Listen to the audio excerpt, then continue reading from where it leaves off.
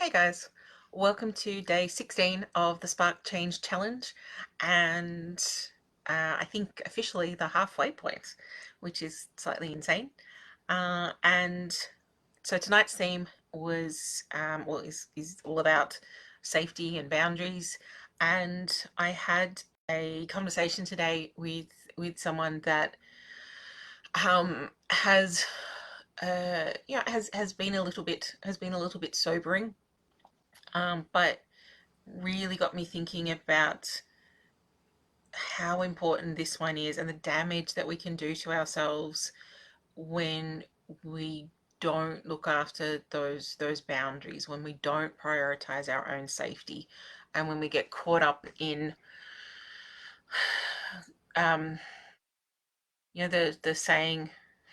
I've always said the saying, you can lead a horse to water but you can't make him drink, is all well and good, but in therapy and with people in general, I don't think you should even be trying to lead them to the water. I think it's much more effective and much kinder to both of you if you just kind of point or give them a map and say the water is over there. If you want to put the time and the energy into getting yourself to that water source and having a drink, go for it, and I will support you all the way, and we'll rework the map as we go. But you've got to be the one to take the steps. You've got to be the one to get yourself to that water source. And it was really brought home for me today what happens when we take on too much responsibility for that person making it to the water. um, if we take on the responsibility even for the person recognizing that they're thirsty in the first place, there's only so much we can do. There are limits to the types of clients that we can work with, and there are limits to what we can do with our clients. That's not a failing on our behalf. That's not a failing of the modalities that we practice or of our ability to create rapport or anything at all like that. It's just that it's there's got to be a give and take happening there. There's got to be um, a meeting in the middle somewhere.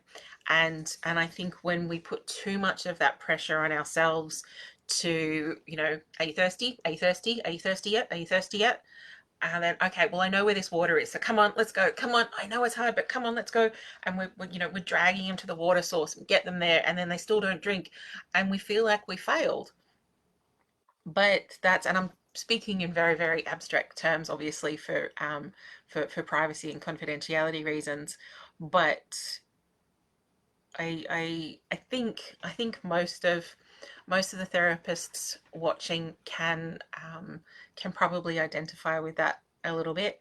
And I think we've been talking a lot this week about the barriers to self care. And one of the biggest barriers to self care in this domain, in that safety and boundaries domain, I think, is this pressure that we put on ourselves and this lack of kindness that we show to ourselves when a client chooses not to go to the water source, not to have a drink. Um, and I also had a lovely conversation with someone today about the challenge and how they've been applying the ideas around compassion and kindness and self-nurturance and what a positive difference that has made. So I'm loving those conversations and that feedback. That is fabulous to hear. But I'm wondering if there's sort of a bigger conversation or a bigger discussion that we have to have even with ourselves around what what barriers, what expectations am I putting on myself and on my clients, that are probably unrealistic. Unrealistic in terms of the amount of responsibility I'm taking for the change that we want to see, um, but unrealistic on the client and how you want them to feel at the end of it as well. The simple truth is that not all clients want to change. Like, at its base, at its core, not all clients who come to therapy actually want to change anything. Many of them want to have a vent, to get stuff off their chest. They want, unconditional support and unconditional positive regard. They don't want strategies. They don't want to get better or fix something. Um, one of my friends talks about it as the idea of window shopping, and that some people come to therapy to window shop. They're not there to make a purchase. And I think that's really important to keep in mind. So for me today, this has been a very reflective moment to start asking myself the question, in terms of my safety and boundaries as part of that domain of my self-care, what what responsibilities or expectations am I holding on to about my work, about my job itself, about my career, about the practice, about relationships. Like, what am I holding on to that is probably doing me more damage than good, and is potentially not even helping the people that in my head I'm like, but no, I'm dragging you here for your own good. um, it's not potentially helping them either. So those are my musings for today. I decided to do another spontaneous one because I did try and jot a couple of things down about this safety and boundaries idea, but it's been a big day, and uh, a lot of a lot of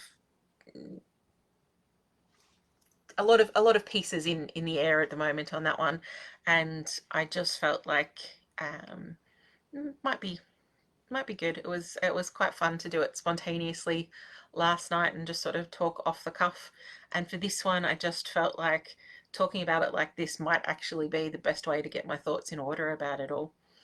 Um, yeah. So safety and boundaries.